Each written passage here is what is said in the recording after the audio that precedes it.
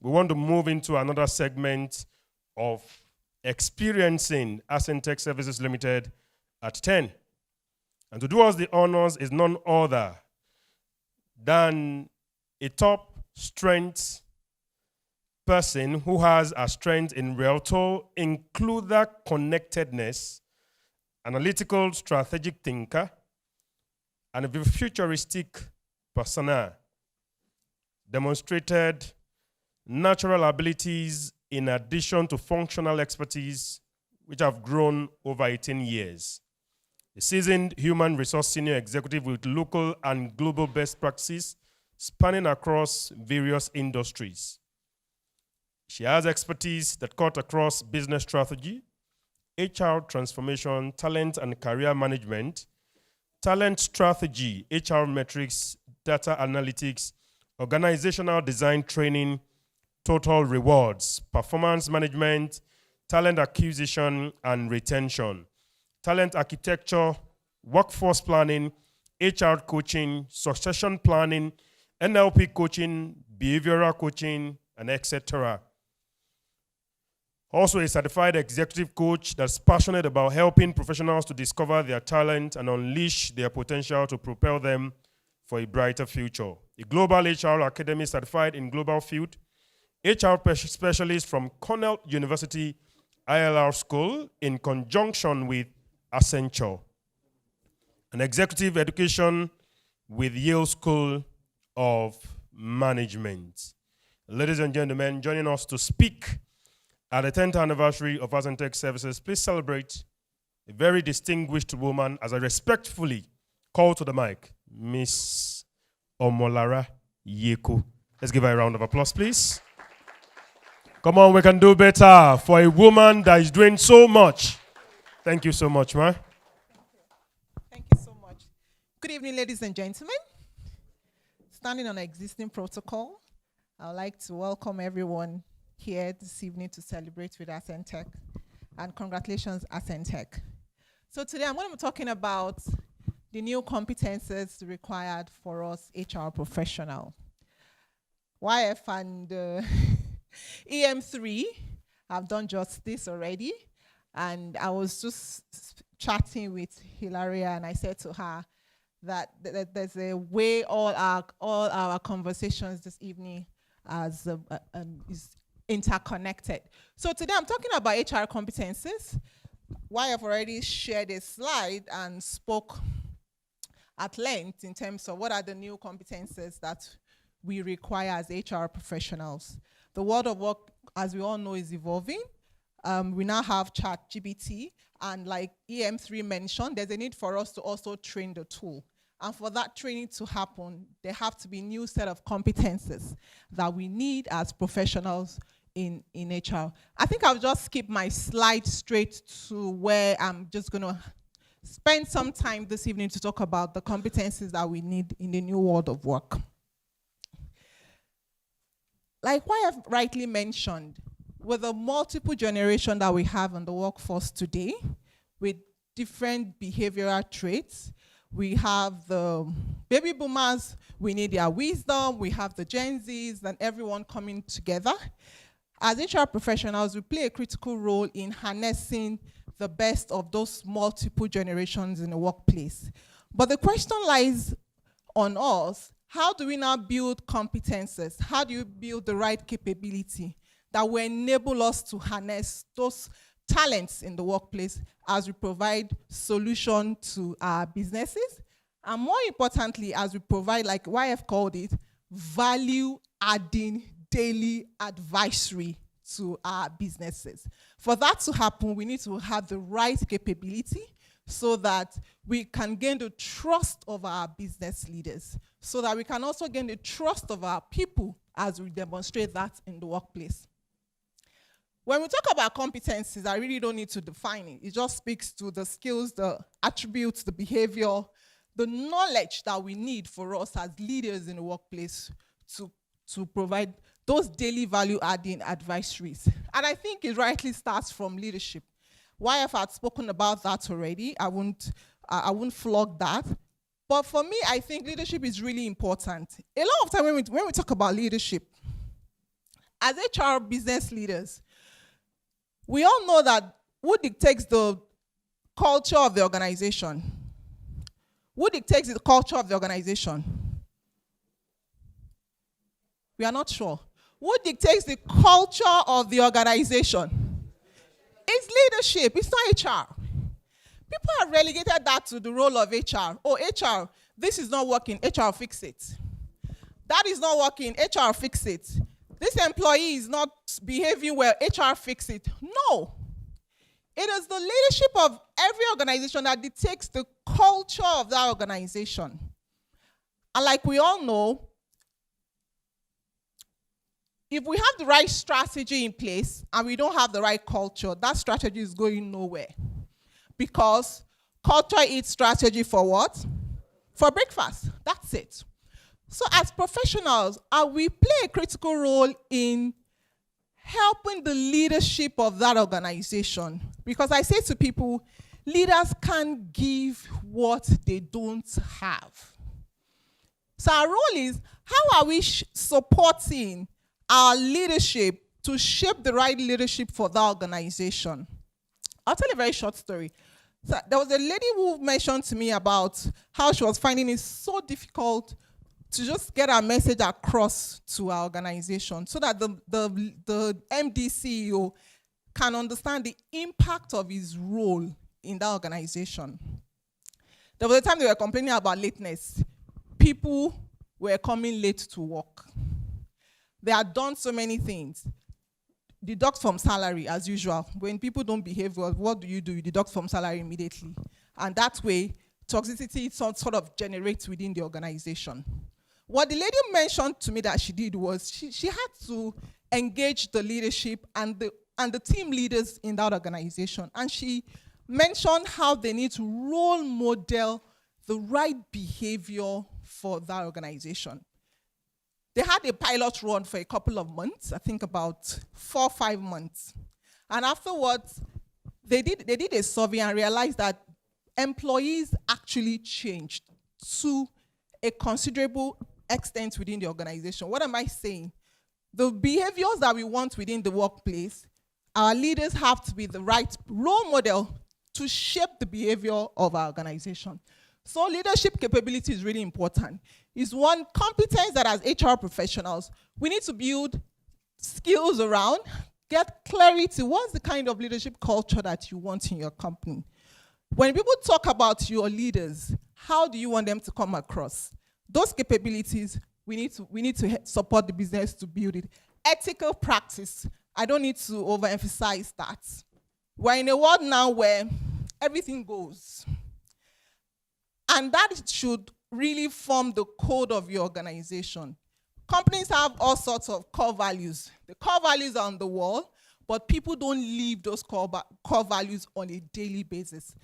What are the things we put together as a company to really get people to understand what those core values stand for, and how do we drive and shape the behavior of people within our organization so they can really emulate? It starts from leadership. Business acumen. Why have I already talked about it? No business, no people, no HR. HR exists for the business. HR because I like people, because I like working with people. And at the end of the day, most HR people have really found it difficult to find a balance between your business priorities and your people priorities. It's usually the other way around. So you need to know what your overall business priorities are, what your overall business goals and strategy. And then after that, what are your talent strategy? How do you enable your business achieve its goals through its talent? That is where a lot of times as HR leaders and professionals, we need to pay more attention to that area. So we are helping our business deliver its business result through its talent. And for us to be able to do that, we need to have strong knowledge of our business. A lot of HR people, professionals, usually don't understand how their business make money. It's important that we understand how our business exists, how they make money, what's the business strategy, the business goals, and what operating model is required. I'll talk a bit about the operating model, because we're in a world now where businesses are evolving like we all know. And there's a need for us as HR to be very agile, like YF rightly mentioned. How are we quickly learning to understand what our business needs so that we are not reactive, but we are predictive? We can predict where our industry is going. We can predict the kind of people we will need. And how are we more strategic with our workforce planning? Those are the kind of competencies we need to start building now as HR professionals so that we can be advising our businesses daily. Consultation. I always say to people that sometimes as HR leaders, our role goes beyond just advisory. We are consultants to our business. So we really do need competencies in that area. Interpersonal skills.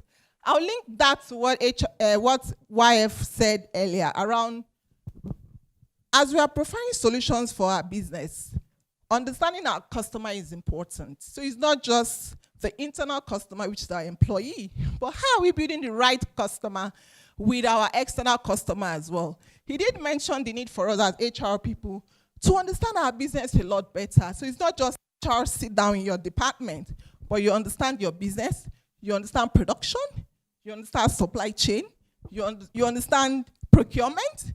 You are embedded within the business, so that way you understand the business needs and you're able to bring on board your competences. Strategic mindset, YF already mentioned that. So talking about technical competences, for us as HR professional, still within these three domains, the people, the organization, and the workplace, relating it to what YF initially mentioned, there is a need for us to understand the various industries that we are in and the technical competencies that we need in our industries. HR functional area, I already mentioned HR strategic planning skills, employee engagement and retention.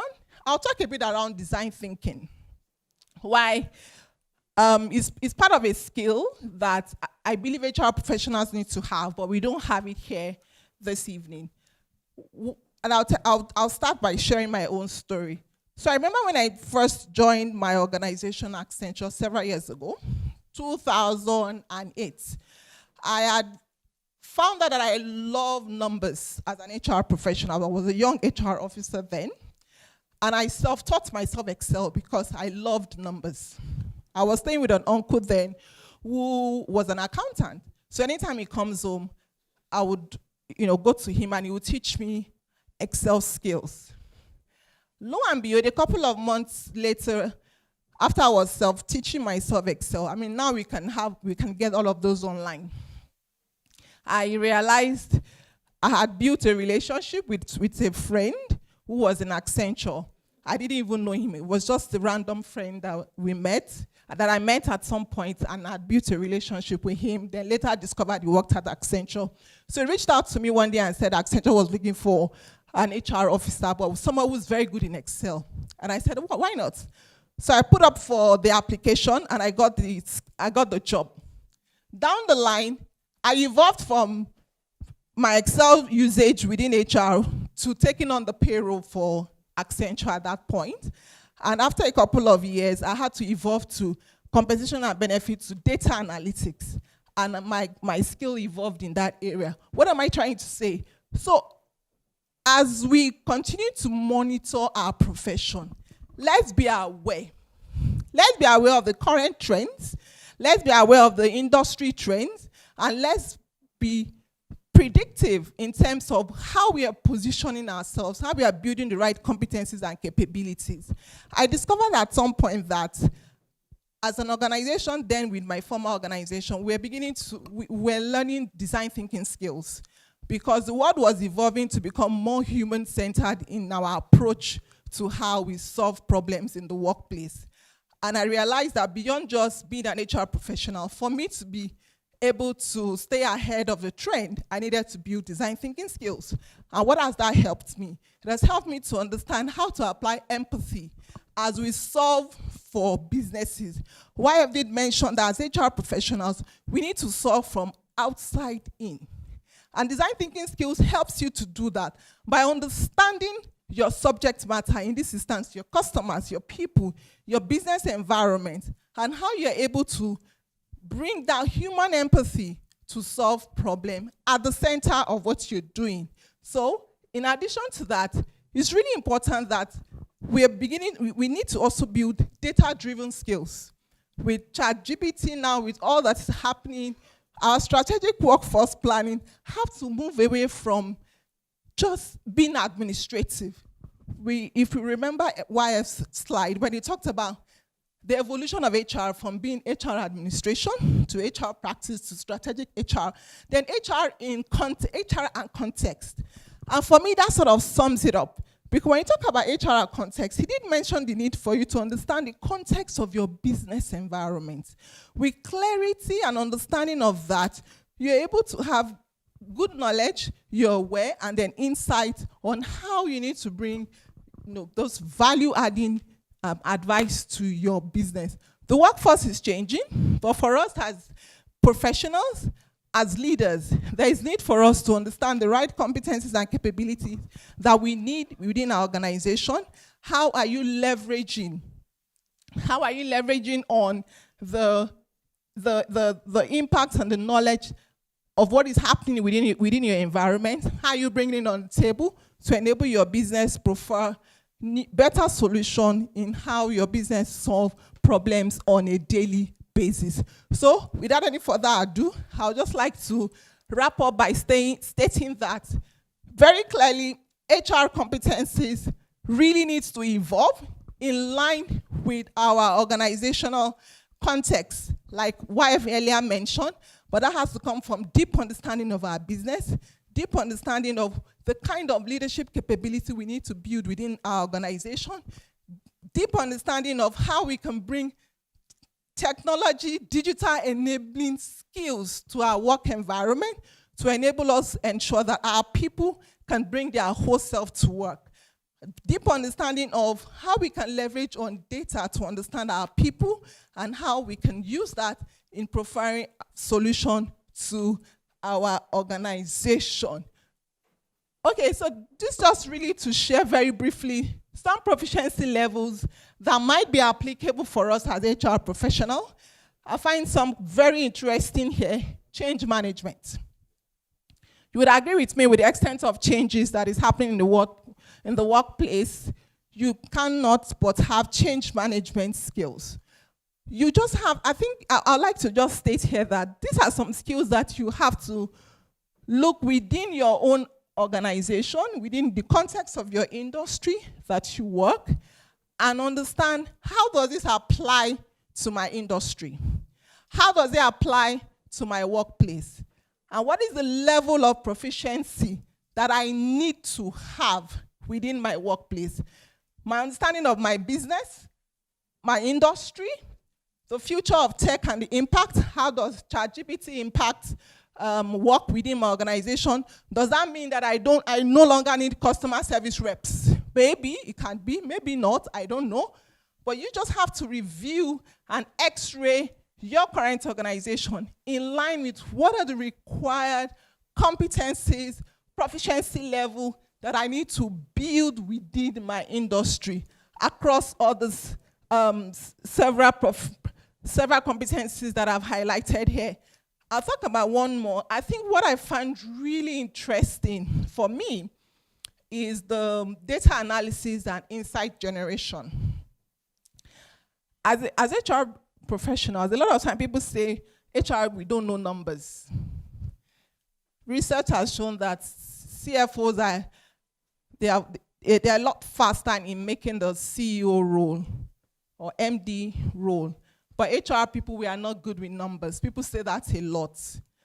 But right now, I say to people that there's a lot of benefits that you can bring on the table within your organization if you can build capability and competence in the area of data analysis and insight generation.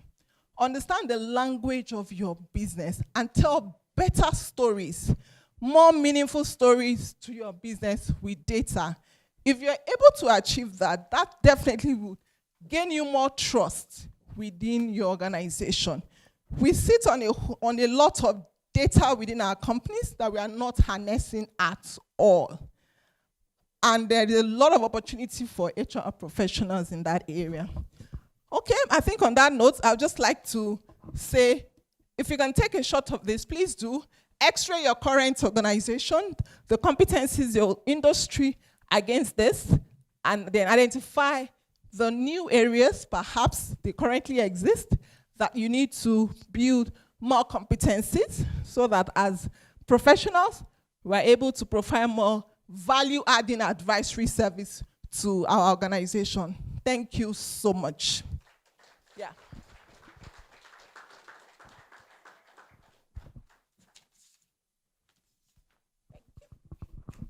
One more time, ladies and gentlemen, let's put our hands together for the beautiful, delectable, for that very powerful presentation. Thank you so much, Lara Yeku.